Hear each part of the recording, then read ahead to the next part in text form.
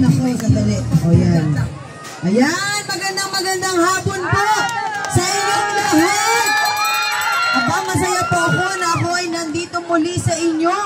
Alam niyo naman siguro, si Mara Tamundong ipinanganak at lumaki ng San Andres, Bukid, Maynila. Dito sa may Oro A. Nickel. Na kung saan, nung bata po ako, isa po ako sa naglalaro dyan sa mga bakal, dyaryo at bote. Kaya naman, wag po kayong magtaka kung bakit matibay ang dibdib natin, lalo na sa pakikipaglaban para sa programa ng Manileño! Alam po ninyo, ang buhay po natin ay iisa lamang. Ito po ay hiram lamang sa ating Panginoong Diyos.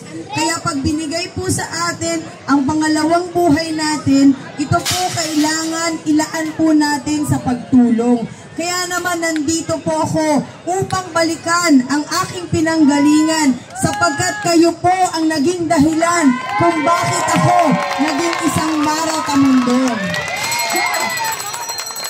Ang pasasalamat sa ating mga senior citizen at syempre sa aking mga kababayan dito sa San Andres, Bukid, Maynila. Yes!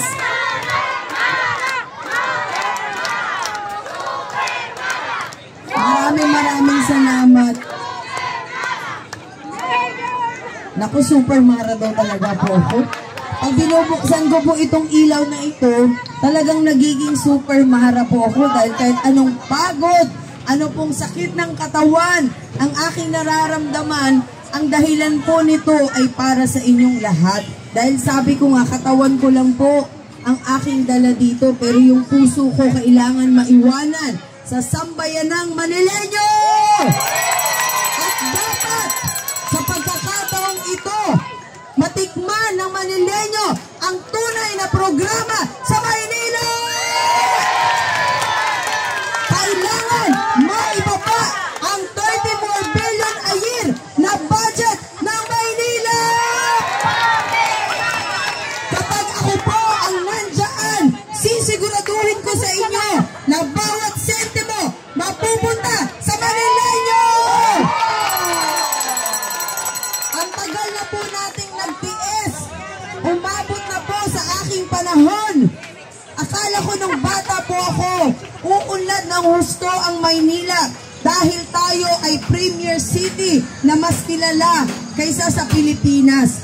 Pero bakit hanggang ngayon, tayo po ay nagbuburol pa rin sa kalsada at maraming kababayan natin ang walang tirahan dito sa Maynila. Kaya agarang ibababa ko po ang livelihood program o pangkabuhayan sa bawat barangay. Na masiguro lahat ng Manileño magkaroon ng pagkakakitaan at kailangan tayo po ang higit na makinabang sa programa at budget ng Maynila. At isa po sa pinakamahalaga na parte ng ating buhay, ang maisalba pa ang natitirang lupain dito sa Maynila. Ano man po ang lugar na mayroon po tayong landmark o historical places dito, siya pong nagsasabi ng pagkatao at pinagmulan ng isang Manileño. Kaya kami po, gagawin namin ang lahat sa aking team na maproteksyonan po na wag na itong maibenta pa, lalo na po ang tirahan ng Manileño sa Maynila. Hindi po ako papayag ng isang Manileño ay walang sariling tahanan sa Maynila. Dapat ang lupain ng Maynila ay mapunta sa Manileño!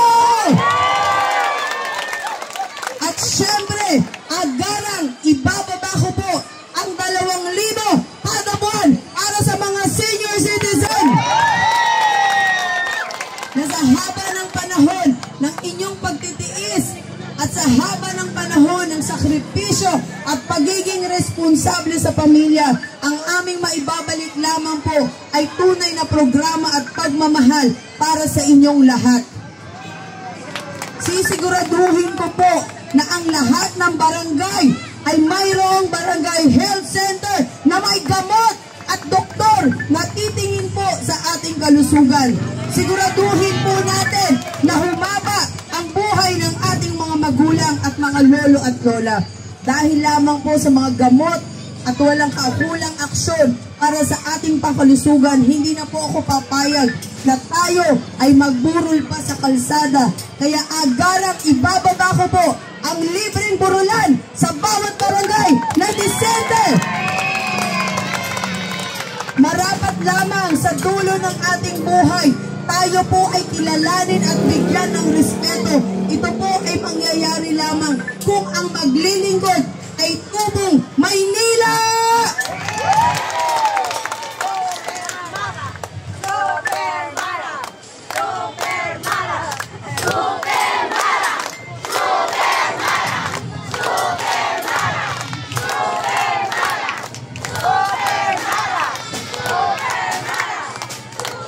Alam po ninyo, ang pagmamahal sa bayan ay paglilingkod ng tunay. Ang taong maglilingkod ay hindi bababa lamang dahil panahon ng eleksyon.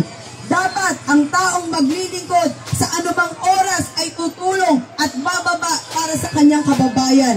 Ako po ay narito para ibigay ang tunay na programa na matagal na po nating hinahangad. Bilang isang Manileño, bilang isang batang San Andres Bukid, Maynila, matagal ko pong hinangad na makita ang aking mga magulang, ang aking kababayan sa Maynila na wala na pong stress o problema, lalo na po pagdating sa programa. Marapat lamang kayo po ay bigyan ng pansin at higit sa lahat, ibigay ang lahat ng paglilingkod. Dahil ang ating mga magulang ay nagsikap para sa atin, lalo na po sa isang katulad ko na nakapag-aral.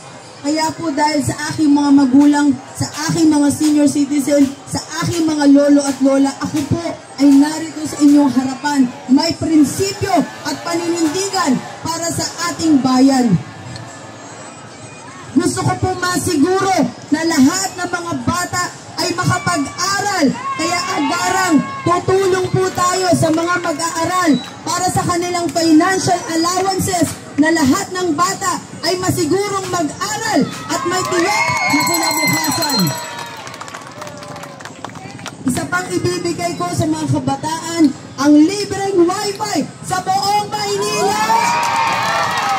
Na ito po ay makakatulong para sa kanilang research o project na makakatulong din po sa magulang sapagkat titigil na nakakahingi ang inyong mga apo at mga anak ng 10 pesos, 20 pesos. Dito po sa ganitong paraan, makakatipid tayo. Ito po ay mailalaan na lang natin sa pagkain. Alam ko po kung ano ang pangangailangan ng ating mga mag-aaral at dapat lahat po ng mga batang hindi nakakapag-aral ay bigyan po natin ng pagkakataon na sila po ay makapag-aral. Kaya naman, lalagyan po natin ng agarang makabagong kagamitan ang mga public schools at public hospitals na dapat magamit ng Manileño. At syempre, higit sa lahat, yung mga senior citizen po natin na nakikita ko po kung saan-saang lugar, maglalagay po ako ng recreational center sa bawat distrito para sa mga senior citizen na sila po ay may mapuntahan na hindi na po sa kanto nag-meeting, hindi na sa kanto nagsusumba, kung hindi kayo po ay magkakaroon na ng sariling lugar ninyo na kung saan dito po makakasama nyo ang ibang senior citizen at magagawa po ninyo ang inyong mga programa, lalo na po pagdating sa mga livelihood program. Kaya naman nandito po ako kasama ang aking Vice Mayor. Andyan po ang aking Vice Mayor. Ayan, nandoon po.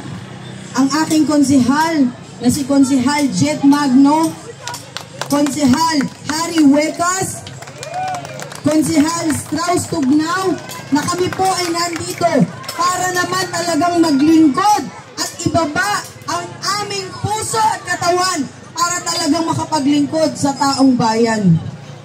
Hindi na po ako papayag na makita ang lugar natin na ganito pa rin at bumabagsak ang ating kinabukasan.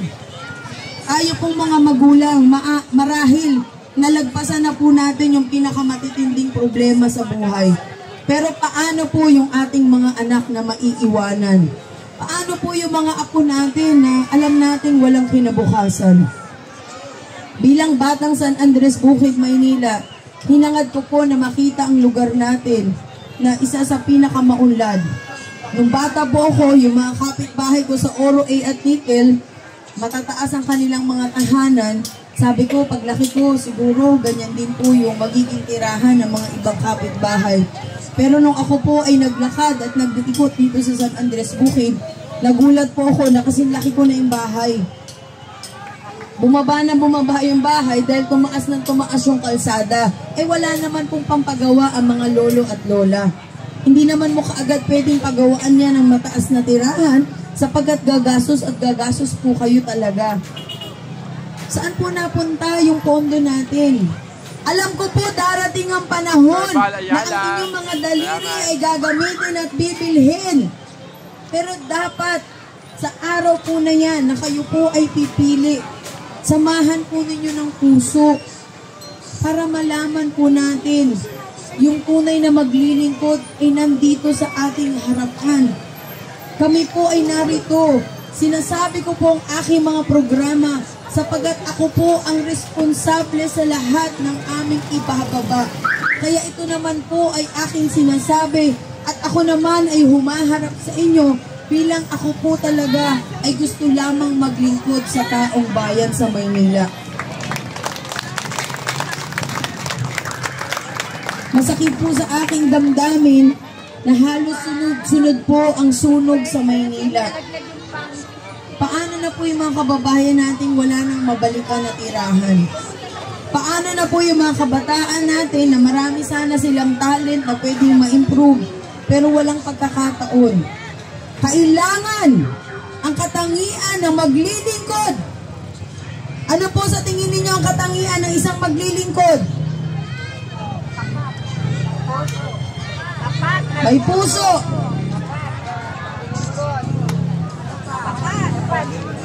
Para sa akin, ang number 1 po na katangian ng isang taong maglilingkod ay hindi magnanakaw. Kailangan bukod sa may puso at pagmamalasakit, kailangan hindi mo kukunin ang pondo ng bayan. Ito po ang pinakamahalaga para sa atin sapagkat kung hindi po ibababa ang pondo, wala pong mangyayari sa Maynila. Ang kailangan po natin ngayon, pagsikapan na tayo po ay magkaisa para sa iisang programa at sana kayo po ay proud sa akin na lumahok sa nalalapit na halalan bilang mayora ng Maynila. Sana po proud ang San Andres Bukid, Maynila sa isang katulad ko na